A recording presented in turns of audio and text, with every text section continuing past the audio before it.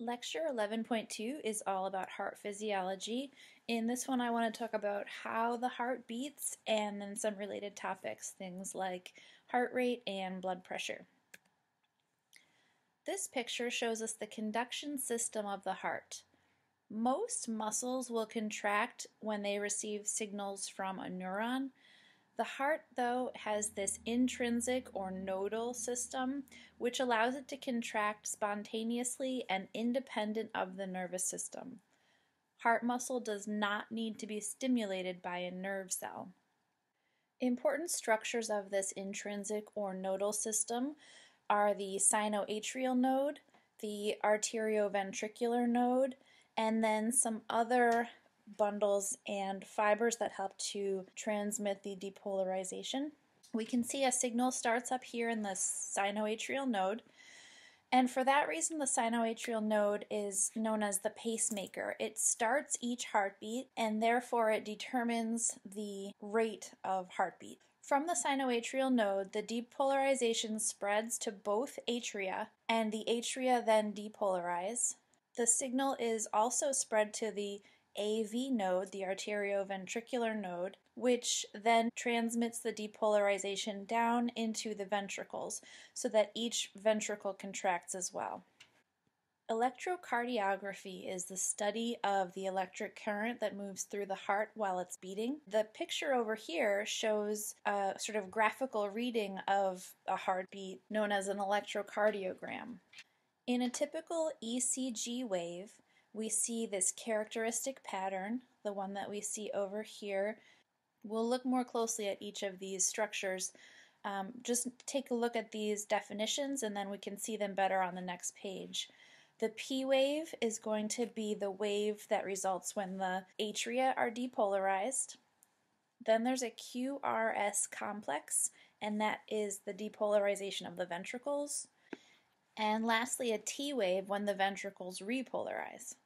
So if we zoom in and just look at one heartbeat, we can see these sections. We can see the P wave here.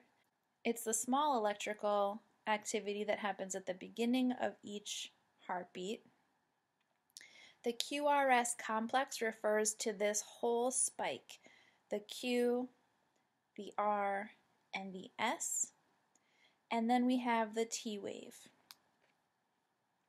Remember that we've got the SA node here.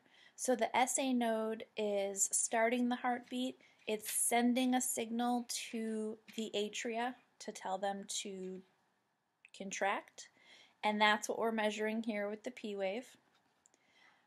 Next, that signal goes to the arterioventricular node, which signals the ventricles to contract, and that's what we're seeing here on the QRS. And lastly, repolarization is going to happen, so we'll have again a little bit of electrical activity at the end. The cardiac cycle refers to one complete heartbeat, and this picture shows some of the stages of a cardiac cycle. So first thing that's going to happen is that the atria have filled with blood while they're relaxed.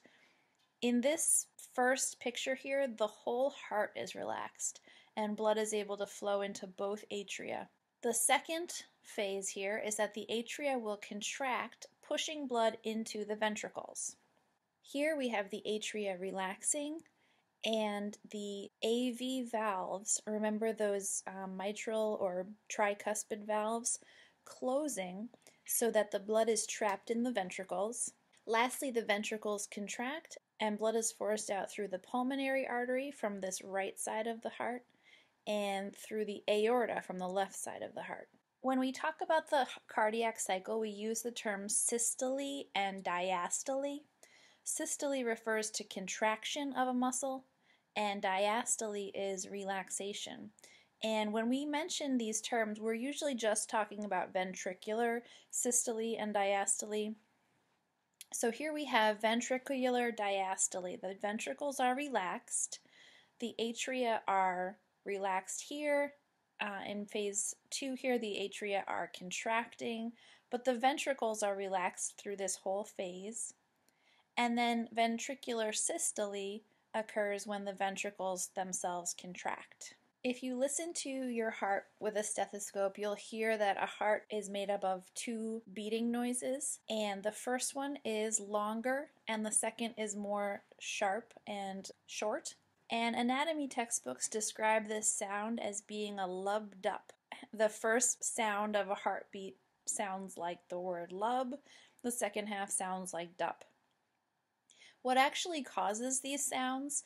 The lub happens when the AV valves close. So that would be right here. The AV valves are snapping shut behind the blood so that the ventricles are able to push blood and it doesn't go backwards. That's making the lub sound. The dup sound comes when the semilunar valves close. So here is ventricular systole. They're forcing blood out through the arteries, and as soon as that blood has been forced through, the semilunar valves will shut, and that's going to be stopping blood from going back into the ventricles. This shutting of the semilunars makes the dup sound. Here are a couple of terms we use when we talk about heart activity: cardiac output, stroke volume, and heart rate. Cardiac output is simply the amount of blood pumped out by each ventricle in a full minute. Stroke volume is the amount pumped out by a ventricle within just one heartbeat. And then heart rate is the number of times the heart beats per minute. We have a little equation here that shows how those things relate. So cardiac output is essentially just stroke volume, or how much blood is being pumped per beat, times heart rate, how many beats in a minute. And that gives us cardiac output, or the total amount of blood pumped per minute. To increase cardiac output, you can look at this formula and see that either increasing stroke volume or increasing heart rate would result in an increase in cardiac output. So we know that our heart rate is not always the same. It increases or decreases based on our activity or maybe our health. Here's just a look at some of the factors involved in regulation of heartbeat. Remember that stroke volume is the amount of blood pumped during each heartbeat. And if stroke volume declines, maybe because of a weak heart or maybe because of a leaky valve, then heart rate's going to have to increase to compensate. Stroke volume could also be decreased by blood loss. So hemorrhaging, severe blood loss actually decreases the volume of blood that you have. And so there's less to work with. The heart's going to have to pump faster. Heart rate is also affected by the autonomic nervous system. Remember, this is the branch of the nervous system that has two divisions, sympathetic and parasympathetic.